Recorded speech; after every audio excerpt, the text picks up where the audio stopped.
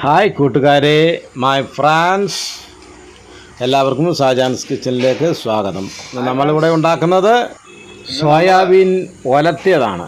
എങ്ങനെ സോയാബീൻ ഒലത്താമെന്ന് നമുക്ക് ഈ വീഡിയോയിൽ കൂടി വിശദമായിട്ട് പഠിക്കാം. വരൂ എല്ലാവരും.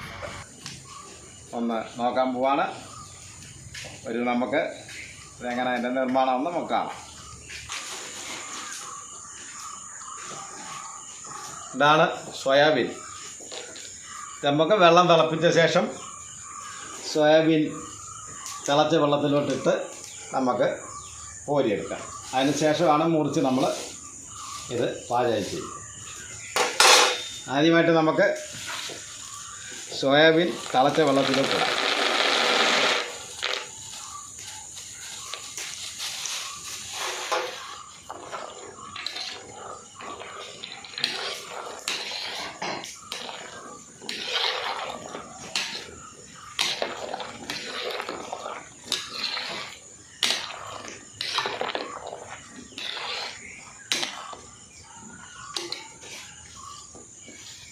ഇതൊരു 10 മിനിറ്റ് നമുക്ക് ഈ തിളച്ച വെള്ളത്തിൽ തന്നെ ഇങ്ങനെ കിടക്കട്ടെ. നമുക്ക് അടച്ചു വയ്ക്കാം.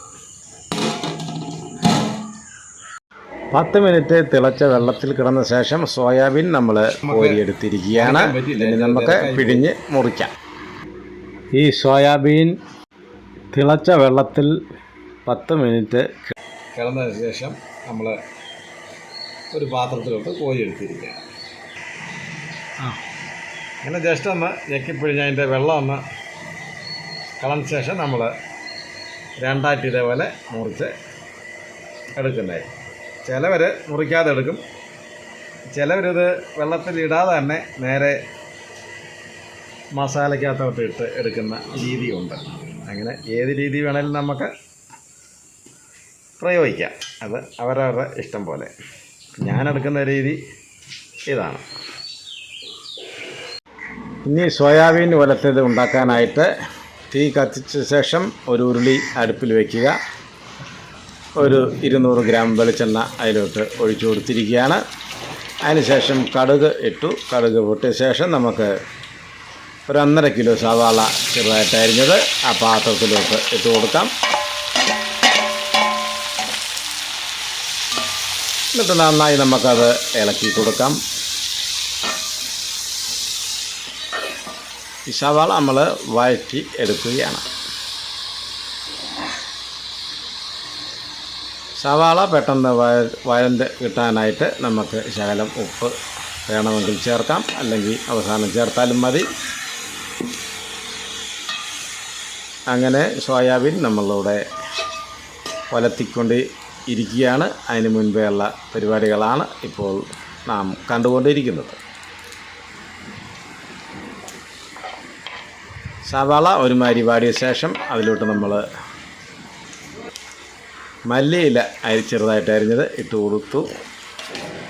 അതിനുശേഷം തക്കാളി, 1 കിലോ തക്കാളി ചെറുതായിട്ട് അരിഞ്ഞത് അത് നമ്മൾ ഇട്ട് കൊടുത്തിരിക്കുകയാണ്. അതുകൂടെ നമുക്ക് വഴറ്റിയെടുക്കാം. ഈ ചാനലെല്ലാവരും സബ്സ്ക്രൈബ് ചെയ്യണേ. നമ്മുടെ സബ്സ്ക്രൈബുകളൊക്കെ കുറവാണ്. അതുകൊണ്ട് എല്ലാവരും ഒന്ന് ഉഷാറായിട്ട് സബ്സ്ക്രൈബ് ചെയ്ത് ഷെയർ ചെയ്യണേ. അത് വഴണ്ടുകൊണ്ടിരിക്കുമ്പോൾ തന്നെ നമുക്ക് വെളുത്തുള്ളിയും ഇഞ്ചിയും കൂടെ ചതച്ചത് അതിലോട്ട് ഇട്ട് കൊടുത്തിരിക്കുകയാണ്. ഒരു 3 വെളുത്തുള്ളിയും 2 വലിയ കഷ്ണം ഇഞ്ചിയും ചതച്ചതാണ് അതിലോട്ട് ഇട്ട് കൊടുത്തിരിക്കുന്നത്. നമുക്ക് നന്നായിട്ട് വഴറ്റിയെടുക്കാം.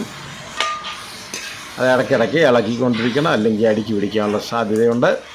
അത് വഴണ്ട ശേഷം ആവശ്യമായ മുളക് പൊടി, മല്ലിപ്പൊടി, മസാലപ്പൊടി എന്നിവ നമുക്ക് അതിലോട്ട് ഇട്ട് കൊടുത്തിരിക്കുകയാണ്. 50 ഗ്രാം മുളക് പൊടി, 50 ഗ്രാം മല്ലിപ്പൊടി, മഞ്ഞൾപ്പൊടി, 1 കവറ് ഇറച്ചി മസാലപ്പൊടി എന്നിവയാണ് ചേർത്തിരിക്കുന്നത്.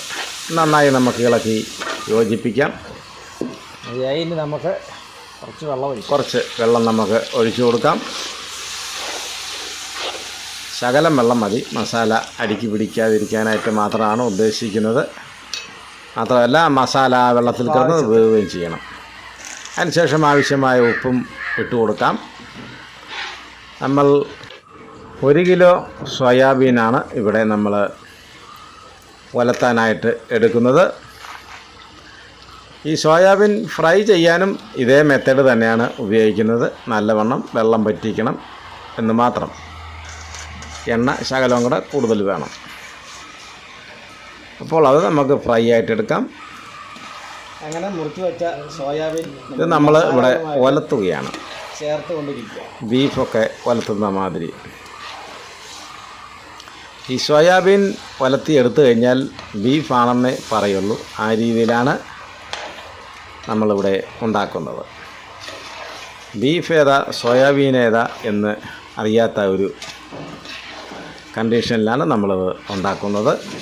വളരെ രുചികരമായിട്ടുള്ള സോയാബീൻ്റെ ഉലത്ത് കറിയാണ്.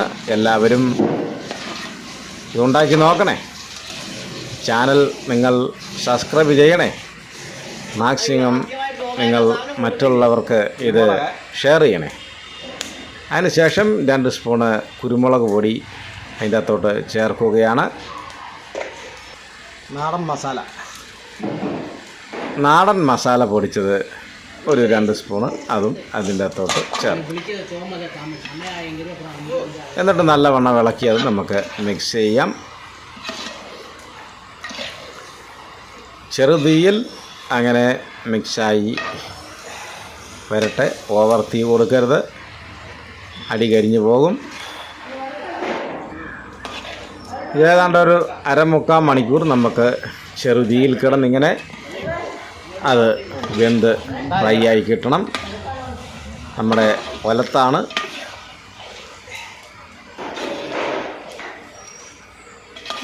നല്ലവണ്ണം ഇളക്കി കൊടുത്തുകൊണ്ടിരിക്കുക, മിക്സ് ചെയ്തുകൊണ്ടേ ഇരിക്കണം. അതിൻ്റെ മസാലയൊക്കെ നല്ലവണ്ണം അതിൽ പിടിക്കാനായിട്ടാണ് നമ്മൾ നല്ലവണ്ണം ഇളക്കുന്നത്. കൂടാതെ അത് അടുക്കി പിടിക്കാനും പാടില്ല.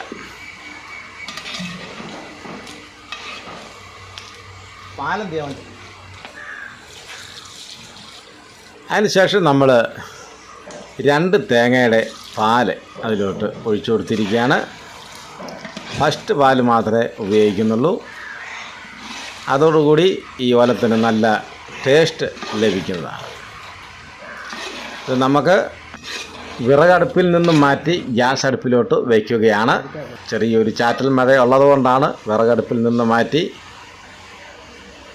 പുറത്താണ് നമ്മൾ ചെയ്തുകൊണ്ടിരുന്നത്. നമ്മൾ അകത്തോട്ട് ഗ്യാസ് അടുപ്പിലോട്ട് അത് മാറ്റിയിരിക്കുകയാണ്.